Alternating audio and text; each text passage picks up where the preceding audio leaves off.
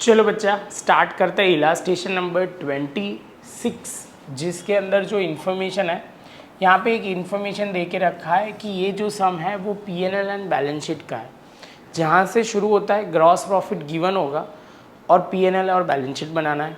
आगे जाके लेवल बढ़ेगा जहाँ पे पीएनएल गिवन है, ग्रॉस प्रॉफिट गिवन है, मतलब ग्रॉस प्रॉफिट गिवन है और एडजस्टमेंट जो होगा वो ग्रॉस प्रॉफिट मतलब ट्रेडिंग अकाउंट के रिलेटेड होगा।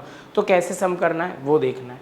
यहाँ पे तो बहुत सिंपल है कि यहाँ पे ग्रॉस प्रॉफिट आपको दे दिया है और कैलकुलेशन करना है। फर्स्ट ऑफ ऑल बच्चा यहाँ पे सबसे पहले हम जो एज यूजुअल करते हैं तो हमें बनाना क्या होगा, तो यहाँ पे आप देखोगे तो बनाना हमें profit and loss account from Shri Dhawal for the year ended on 31/3/2015 और यहाँ पे एज ऑन लिखना है 31/3/2015 बैलेंस शीट जो हमें बनानी है। दो ही चीज़ बनानी है। अब एक एक पॉइंट एक एक डिटेल में करते जाएंगे, प्रॉपर समझते जाएंगे, एकदम सिस्टमेटिक बच्चा हम करते जाएंगे। तो सबसे पहले बच्चा हमें जो ध्यान में रखना है, पहला पॉइंट है salary outstanding 4500 per month of 2 employ for 1 month. तो यहाँ पे बोला गया है 2 एम्प्लॉय की सैलरी बाकी है, तो 4500 इंटू 2 करोगे तो 9000 टोटल एम्प्लॉय की सैलरी हमें पे करना बाकी है। तो पहला स्टेप है सैलरी ढूंढना। तो सैलरी हम यहाँ पे ढूंढेंगे तो पहला ही सैलरी दिया हुआ है 99,000। तो देखो बच्चा सैलरी बिजनेस के लिए क्या है, एक्सपेंस है। तो ये कहाँ पे आएगा, एडमिनिस्ट्रेटिव एक्सपेंस, मतलब पीएनएल में एडमिनिस्ट्रेटिव में हम सैलरी लिखेंगे, उसमें 9000 ऐड हो जाएगा क्योंकि आउटस्टैंडिंग एक्सपेंस है, एक्सपेंस पे करना बाकी है। दूसरी इफेक्ट लायबिलिटी साइड पे करंट लायबिलिटी में दिखेगा। देखो बच्चा तो एक एक पॉइंट प्रॉपर देखते जाते हैं। सैलरी 99,000, अनपेड सैलरी 9000, टोटल हो गया 1,08,000। दूसरी इफेक्ट यहाँ पे जो ध्यान में रखना है वो है यहाँ पे अनपेड सैलरी 9000। दो इफेक्ट हो गई, ट्रायल बैलेंस की एक इफेक्ट जो हमने लिख ली। बच्चा हम थोड़ा मान के चलते हैं कि आपको बेसिक कंसेप्ट तो क्लियर है, तो प्रॉब्लम नहीं होगा। आगे चलता है, यहाँ पे बोला है सेकंड एडजस्टमेंट में being 2000 insurance premium for the year ending on 31/9/2015। तो हमारा ईयर कब कंप्लीट हो रहा है, तो हमारा कंप्लीट हो रहा है 31/3/2015 और से लेके हमारा 38/9/2015।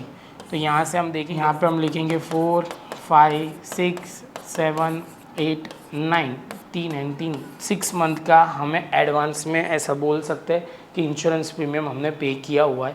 तो सिंपल हम यहाँ पे लिखेंगे 2000 इंटू 6/12 जो आता आएगा 1000। कितना आ जाएगा 1000। अब बच्चा इसकी इफेक्ट समझ लो, इसको प्रीपेड इंश्योरेंस बोलते हैं। क्या बोलते हैं, प्रीपेड इंश्योरेंस। तो प्रीपेड इंश्योरेंस बिजनेस के लिए क्या है, प्रीपेड इंश्योरेंस बिजनेस के लिए ये एक्सपेंस कम हो जाएगा। ऑलवेज पीएनएल अकाउंट में इंश्योरेंस आता है, उसमें से वो माइनस हो जाएगा। और प्रीपेड इंश्योरेंस बिजनेस के लिए असेट है। क्या है बच्चा, असेट है। तो देखो कैसे हम लिखेंगे, तो यहाँ पे प्रीपेड इंश्योरेंस, तो यहाँ पे टैक्स एंड इंश्योरेंस 12,000 है। पीएनएल में एडमिनिस्ट्रेटिव में आएगा, कहाँ पे आएगा, एडमिनिस्ट्रेटिव।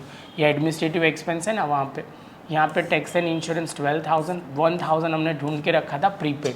और मैंने क्या बोला था, प्रीपेड बिजनेस के लिए क्या है, इंश्योरेंस 1000 हमारे लिए एक्सपेंस जो वो हमने माइनस किया और असेट के साइड पे वो हमारा आ जाएगा क्योंकि हमने एडवांस में 1000 पे कर लिया है नेक्स्ट ईयर के लिए। चलो बच्चा आगे चलते हैं। अब आगे क्या दिया हुआ है, कमीशन ऑफ ₹3000 इज़ रिसीवेबल। हमें 3000 का कमीशन मिलना बाकी है, ये हमारी इनकम है। पहले ये समझ में आ गए, तो पहले कमीशन ढूंढो। यहाँ पे कमीशन कहाँ दिया हुआ है, ये रहा कमीशन 15,000। तो कमीशन ऑलवेज इनकम है, मतलब कमीशन रिसीव है, क्रेडिट साइड पे गिवन है इसलिए इनकम है। तो पीएनएल अकाउंट में क्रेडिट साइड पे आएगा, पीएनएल अकाउंट में क्रेडिट साइड पे आएगा कमीशन रिसीवेबल 3000, टोटल 18,000 आएगा। अब 3000 जो हमारी इनकम रिसीवेबल है, तो आप बोलोगे सर यहाँ पे जो ध्यान में रखना है असेट कंसिडर की जाएगी क्योंकि ये अक्रूड इनकम है, या दूसरे वर्ड में बोले तो आउटस्टैंडिंग इनकम है। तो असेट साइड पे हम यहाँ पे कमीशन रिसीवेबल 3000 लिखेंगे। एक एक एडजस्टमेंट बहुत शांति से और प्रॉपर डिस्कस कर रहे हैं बच्चा, तो ध्यान रखना। Calculate the interest on capital 10% and 12% on drawing. चलो तो ड्राइंग और कैपिटल यहाँ कहीं दिए होंगे,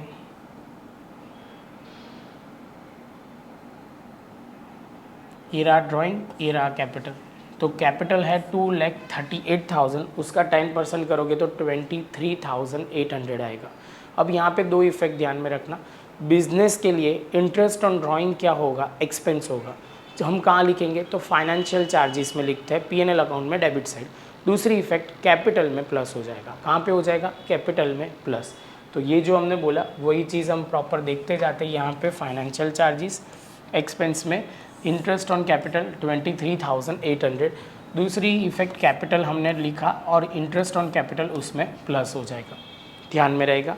सेम चीज़ बच्चा, इंटरेस्ट ऑन ड्राइंग बिजनेस के लिए क्या है, तो इनकम है। बिजनेस को ओनर बिजनेस को इंटरेस्ट देगा तो इंटरेस्ट बिजनेस के लिए क्या है, तो बिजनेस के लिए ये इनकम है। तो इनकम है तो ऑलवेज P&L अकाउंट में क्रेडिट साइड पे यहाँ पे दिया होगा। और इंटरेस्ट ऑन ड्राइंग दो तरह से बोल सकते हैं, ड्राइंग में प्लस करके कैपिटल में से माइनस करो, या कैपिटल में इंटरेस्ट ऑन ड्राइंग माइनस करो। लेकिन पहला वाला ज़्यादा प्रॉपर है। ड्राइंग जो हमारा है वो 10,000 है, तो यहाँ पे हमने लिखा ड्राइंग, यहाँ लेस होगा, interest on drawing drawing plus हो जाएगा, ड्राइंग में इंटरेस्ट ऑन ड्राइंग प्लस हो जाएगा। टोटल अमाउंट हम बाद में माइनस करेंगे क्योंकि नेट प्रॉफिट हमें पता नहीं है। आगे चलते हैं बच्चा, तो यहाँ पे दिया हुआ है calculate the depreciation 5% on furniture, 10% on building and 20% on motor car. 3 asset पे हमें डेप्रिसिएशन चार्ज करना है। फर्स्ट वाला जो है वो calculate the depreciation on furniture बोला हुआ है, तो फर्नीचर यहाँ से ढूंढते हैं। फर्नीचर ये रहा, furniture building and motor car. Furniture 80,000, building 3 lakh and motor car is 1 lakh. तो बच्चा यहाँ पे जो ध्यान में रखना है वो हमारी फिक्स एसेट है। तो फिक्स एसेट ऑलवेज कहाँ आती है, तो असेट साइड पे होगा। असेट साइड में हम डेप्रिसिएशन माइनस करेंगे और दूसरी इफेक्ट P&L अकाउंट में अदर एक्सपेंस में डेबिट साइड पे आएगा। इतना आप याद रखना बच्चा, तो आगे के लिए इजी हो जाएगा 12th के लिए। देखो चलो बच्चा, यहाँ non current asset fix asset लिखा, उसमें फर्नीचर में से 5% माइनस करके आउटर कॉलम, बिल्डिंग डेप्रिसिएशन यहाँ माइनस करके आउटर कॉलम, मोटर का डेप्रिसिएशन में से आउटर कॉलम करके लिख दिया, माइनस करके लिख दिया। परसेंटेज जो था वो अप्लाई करना है, उसमें कोई बड़ी बात नहीं है। और ये तीनों चीज़ डेप्रिसिएशन करके ये तीनों लिख दिया और आउटर कॉलम में लिखा, और ये कहाँ पे लिखा, अदर एक्सपेंसेस एंड लॉस में लिख दिया। क्लियर, P&L अकाउंट में डेबिट साइड। अब बच्चा आगे चलते, तो यहाँ पे और क्या दिया हुआ है। अब ये वाला बहुत अच्छा है जिसमें सब कुछ कवर हो रहा है, ये 3 एडजस्टमेंट। चलो बच्चा, तो देखते हैं। Write off the 10,000 as a bad debts from debtors. तो बच्चा ये एक आपको फॉर्मेट क्लियर हो तो कोई प्रॉब्लम नहीं है, जहाँ पे हम लिखते हैं हर बार डेटर्स में से पहले BD मतलब बैड डेब्ट एडजस्टमेंट का, उसके बाद BDR एडजस्टमेंट का, उसके बाद हमें जो ध्यान में रखना है डिस्काउंट रिजर्व, और ये भी एडजस्टमेंट का। ये आपको क्लियर हो तो कोई प्रॉब्लम नहीं होगा। तो सबसे पहले हमने मिटा तो दिया लेकिन बहुत कुछ चला भी जाएगा, चलो कोई बात नहीं, तो वो देखते जाते हैं। सबसे पहले हमें डेटर्स चाहिए, तो डेटर्स यहाँ से ढूंढो, ये रहा 2 लाख है। कितना है बच्चा, 2 लाख है।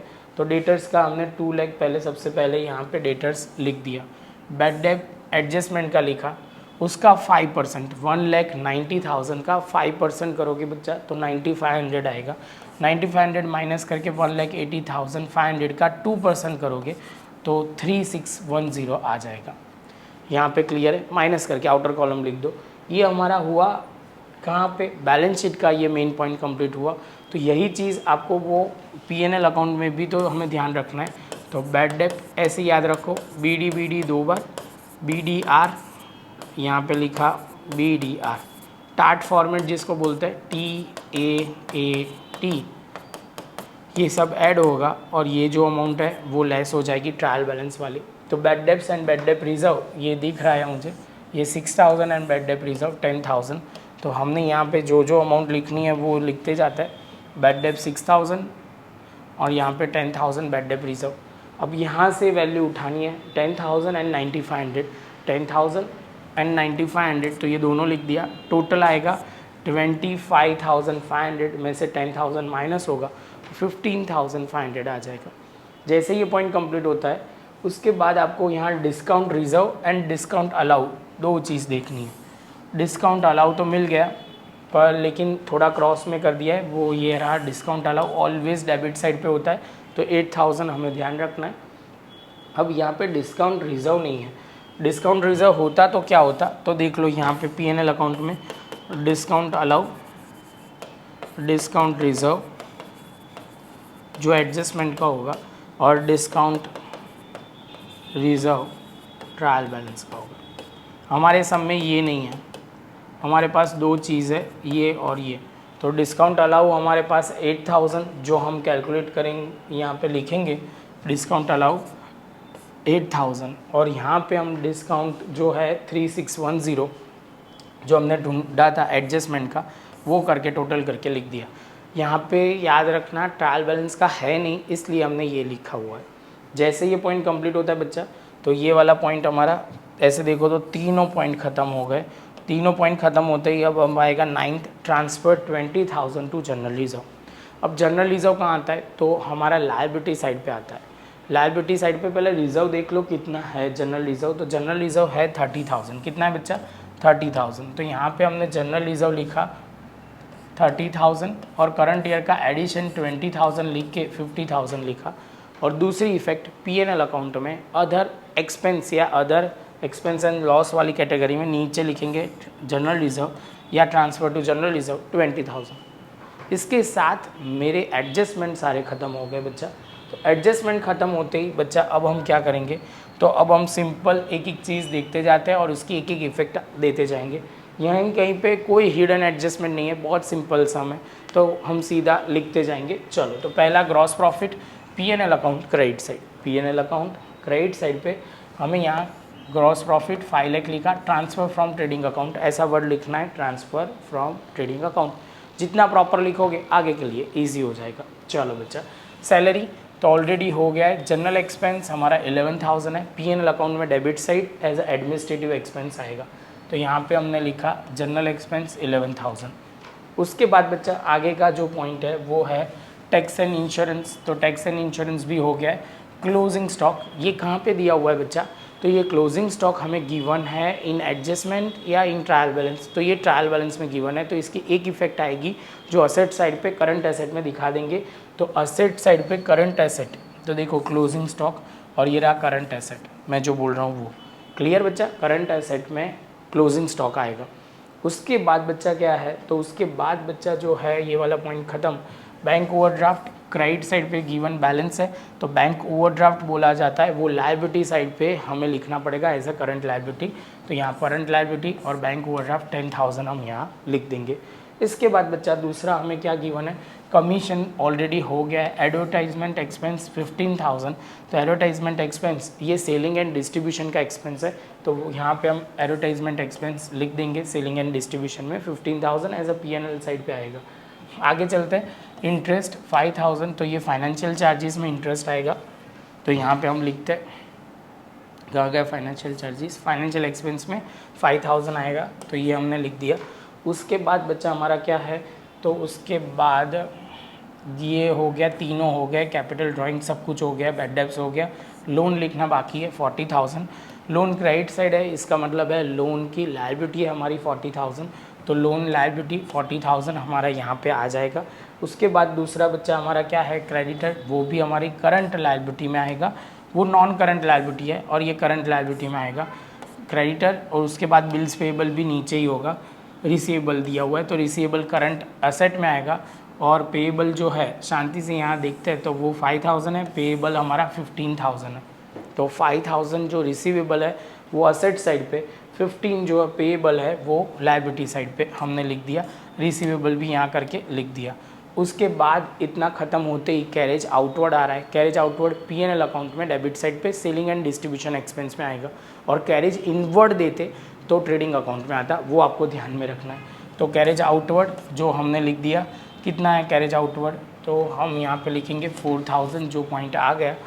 और यहाँ पे जो पॉइंट ध्यान में रखना है, कैरेज आउटवर्ड हमारा 4,000 सही है। डिस्काउंट अलाउ हो गया है, डिस्काउंट रिसीव जो P&L अकाउंट में क्रेडिट साइड पे आएगा एज अ इनकम आएगा 4,000 क्रेडिट साइड पे।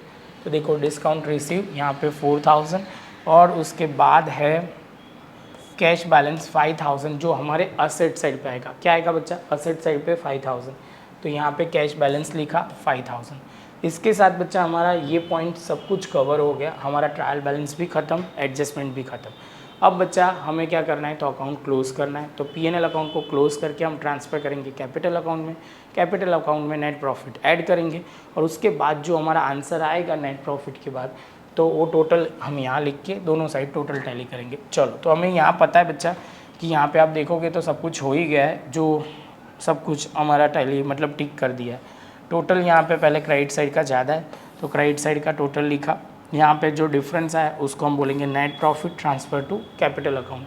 तो यहाँ पे नेट प्रॉफिट लिखा, ट्रांसफ़र टू कैपिटल अकाउंट, इसमें ये तीनों ऐड हुए, उसमें से ड्राइंग माइनस हुआ तो ये अमाउंट आई 4,94,890 और टोटल करेंगे यहाँ पे, तो यहाँ पे 6,38,890, 6,38,890। इसके साथ दोनों साइड हमारा टैली हो गया।